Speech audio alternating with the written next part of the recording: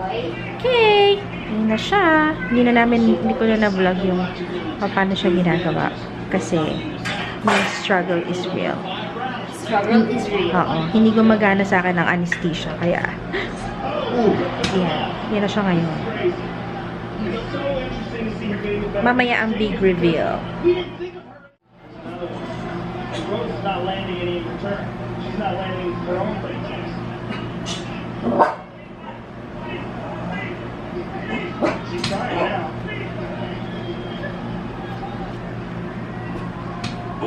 Ayan na siya mga kapatid. And, ayan na pala ang finish eme.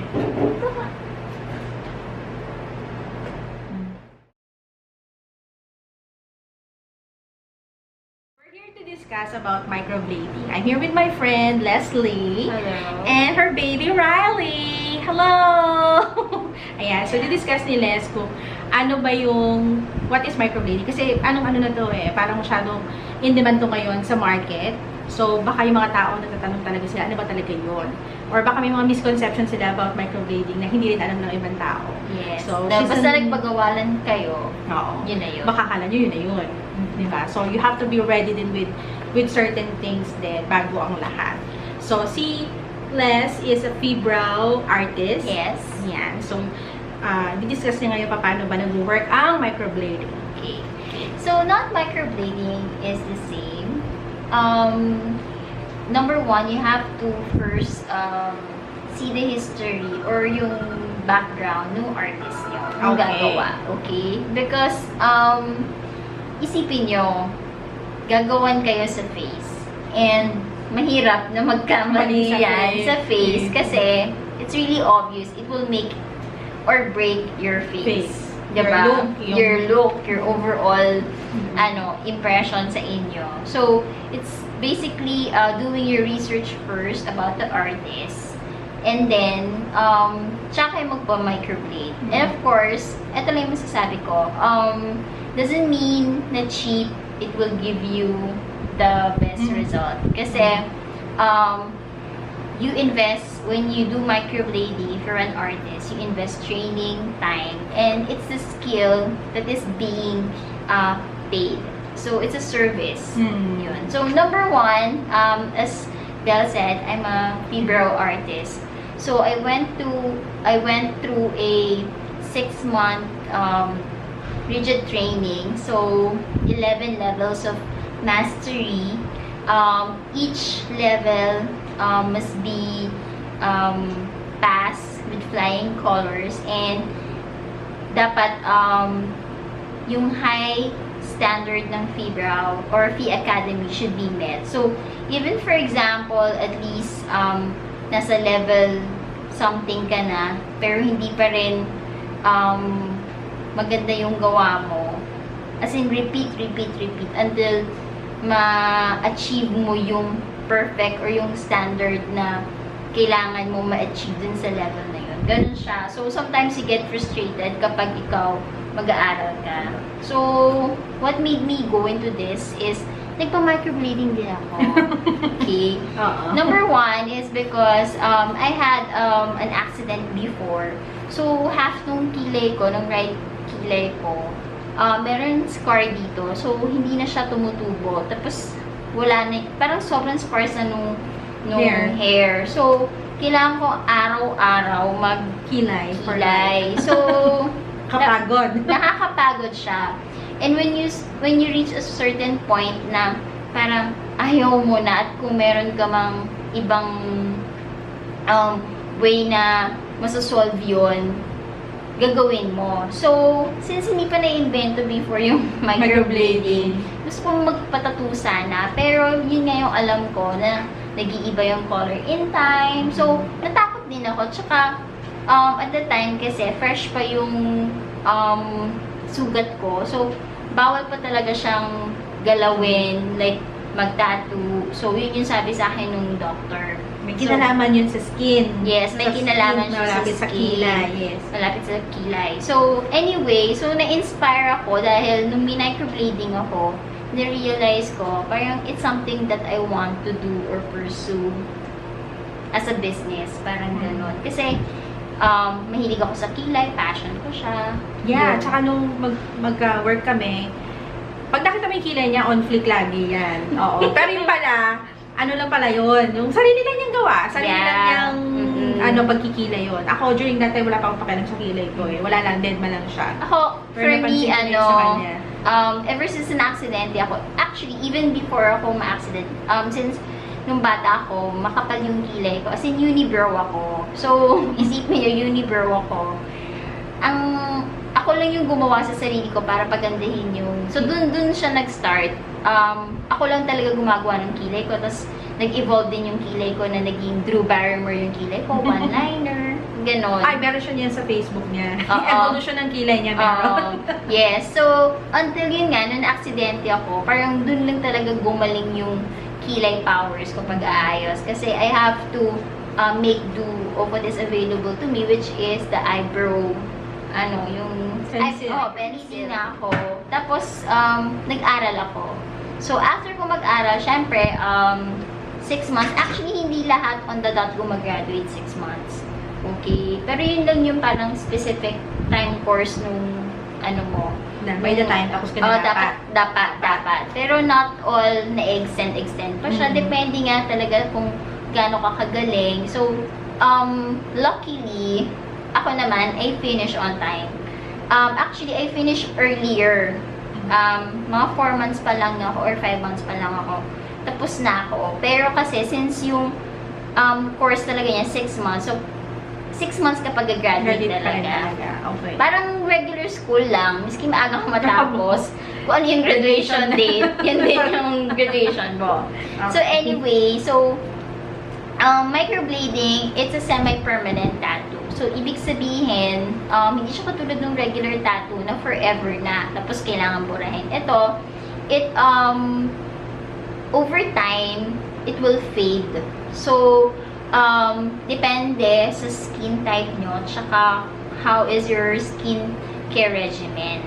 So, for those with normal or regular skin regimen na walang arte-arte sa mukha, water lang, facial, so, mga up until 4 to 5 years siya. Tapos, hindi ka oily skin, gano'n. Talagang normal lang, parang wala kang ginagawa sa skin mo. Simple skincare lang. Yeah, simple skincare. Tsaka hindi ka nagpapa-facial, wala kang ginagawa talaga sa or wala kang pinapahid sa face mo.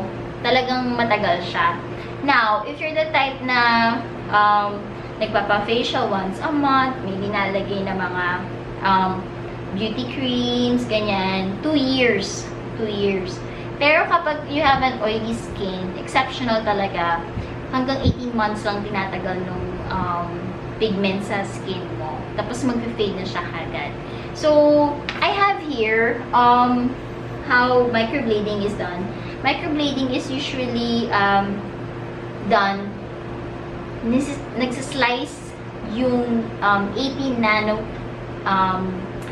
needles sa skin mo. So, first 2 layers lang ng epidermis mo. So, that will give you the semi-permanent pigment. So, kasi the first 2 layers of your skin is the one na nagre-regenerate every 28 days. So, yung skin mo, after 28 or to 30, actually, pag bata ka, siya, Weekly ba? Hindi, naman, 2 weeks. 26 is the, 26 days. 26 days. Kapag tumatanda ka, up to 30 days na kasi, bumabagal na. So, yung production.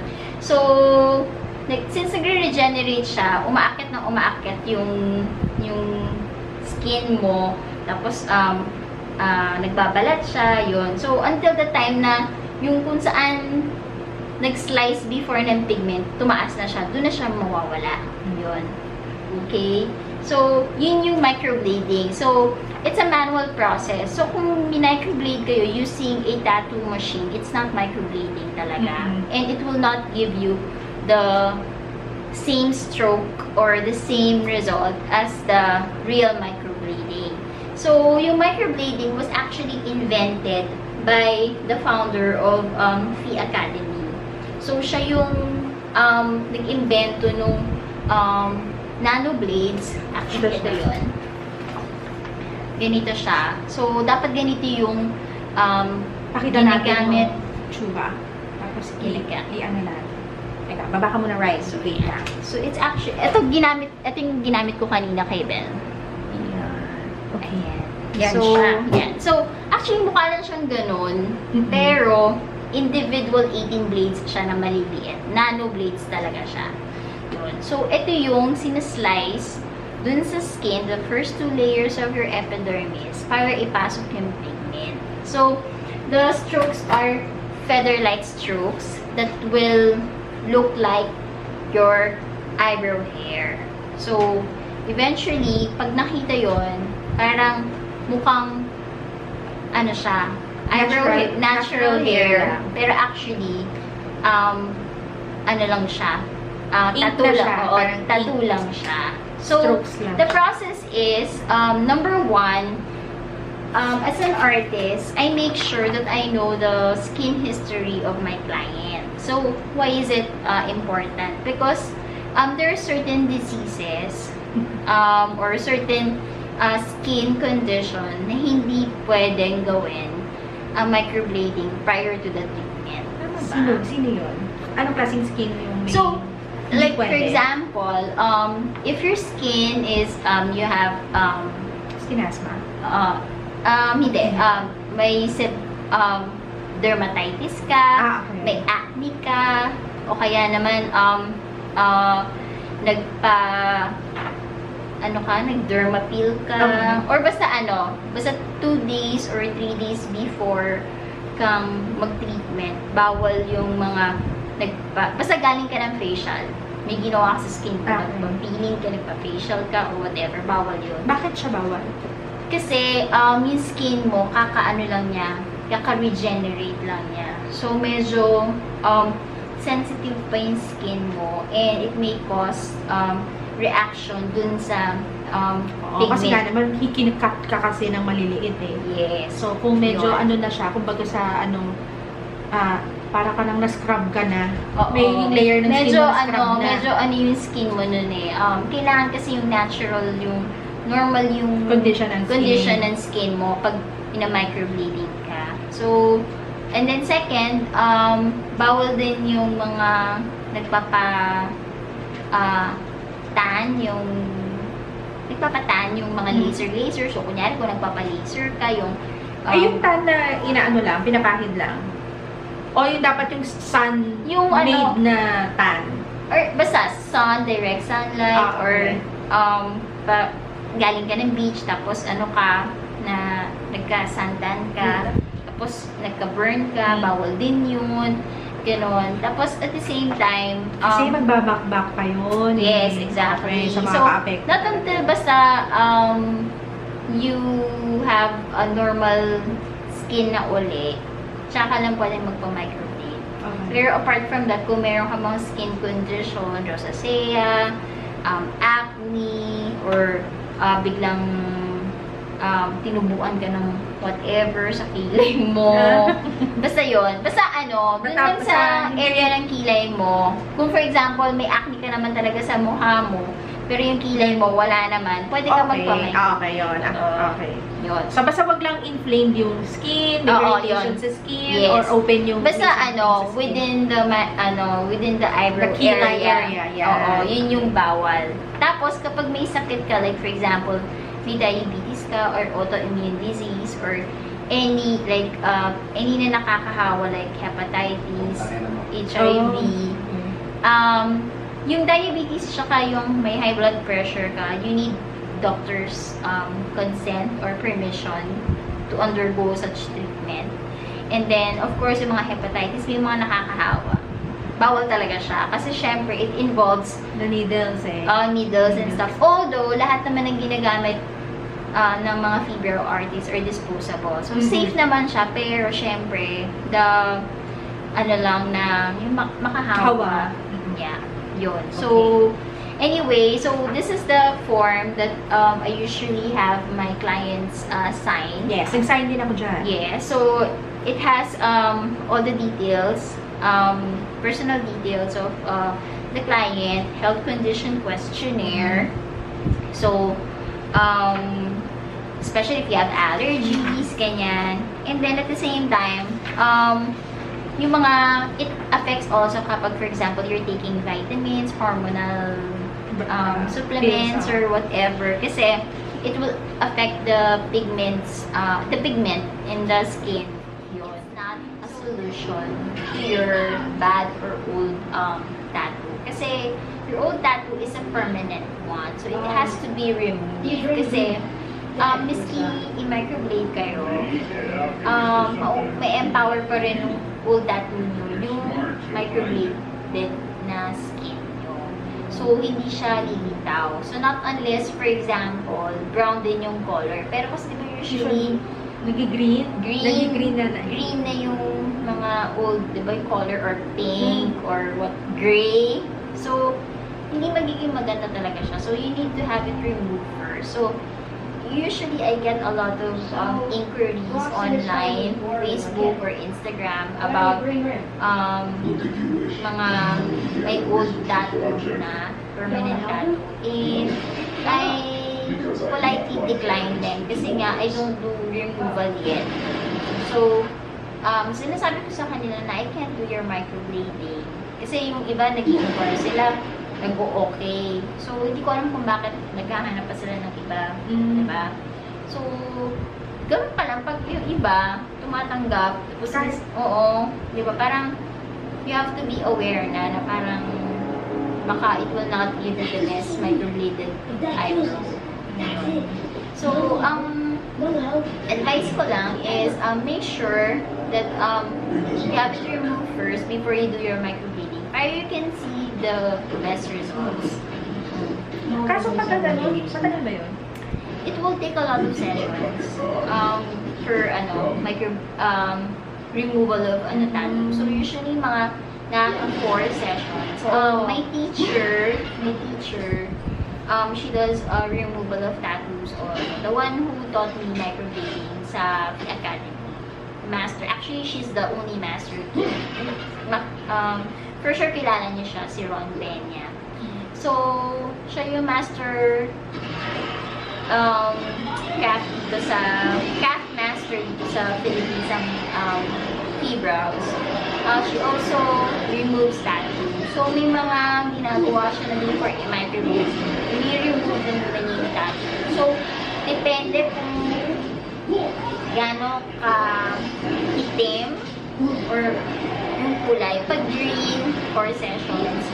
Pag pink is mga 3 sessions lang yan. Parang mga ganon. So, depende po ano yung kulay ng pinakamatagal yung gray. Pinakamatagal talaga. Hindi siya mabilis matagal. Tapos, syempre, kailangan mag-heal pa rin yung skin mo dito. Oo. Prior to the microblading, kailangan na siya, parang normal na uli yung skin, hindi yung right after your tattoo removal, microblade ka na. Then, saka minsan sabi ko, diba, yung si microblading, diba, 2 layer ng skin lang, na doon lang siya nakakat, hanggang doon lang siya nakakat. Si permanent tattoo, ilang layers ng skin up until the 5th layer of your epidermis. So, ganun kalalim. Kaya siya, permanent tattoo. Mahirap siyang tanggalin kasi, isipin nyo yung laser para umabot sa 5th layer ng skin nyo. Medyo makapal-kapal na yun. Yun. So, kaya medyo mahirap siya. So, choose your artist wisely. Check the history, the record, the skill, the work. It's good to do research. Okay? And huwag niyong panghinayangan yung ibabayad mo. Kasi, sa totoo lang, yung skill yung binabayaran nyo. And, of course, you have to also check yung ginagamit nila. Like, especially the pigment. Kasi, there are a lot of, well, hindi ko naman sinasabi, pero hindi lahat kasi ng eyebrow artists gumagamit sila ng Yung pigment. yung pigment. Kasi it's your, naman Mahal ba siya? Ganda usual, mahal siya. So, yung iba kasi, especially when you have your own cosmetic may mga own cosmetic company na sila, nag-aral na sila ng microblading. So, they do their own pigments na. So, yun lang, you have to, ang success naman ng microblading will depend on the pigment that will be used on you. Actually, other than the skill, yung, yun yung pinaka-importante. Kasi syempre, miski gano'n pa maganda yung shape niya. For example, commercial, ordinary or commercial, pigment lang yung ginamit. Tapos, siguro after 3 weeks, ganun yung color. Yung natutunan kay Les on how. Kasi nakita ko rin kasi yung difference nga from here. Although hindi naman ako nag-try sa iba pala, siya pa lang yung unang microblading keme ko sa Pilipinas. So, yun lang, medyo na-compare ko lang din siya dun nga sa friend ko based sa experience niya. Kasi tinanong ko siya, uy, ganito ka rin ba? Ganito ka rin ba? So, I was thinking, nung ginawa ko nila is, somehow, dapat standardized na ganun yung gagawin. So, sobrang laki ng difference niya. So, kaya mako-compare ko talaga. So, yun lang. So, sana may nakukunan kayo sa aming maliit na info session talaga. Saka para masama at may kinyan yung microblading. And for those who are thinking about getting one, don't hesitate to do your own research. Tapos you ask people who have, who have done Experience din. Experience because they can tell you how it is. Kasi to each his own naman marami. Of course, those with bad experience, pangit talaga yung pero yan wala naman syempre perfect, di ba? May mga times talaga na minsan merong something, pero di ba? Lahat naman yan nako-correct. So, okay, thank you so much, guys. see you on my next one.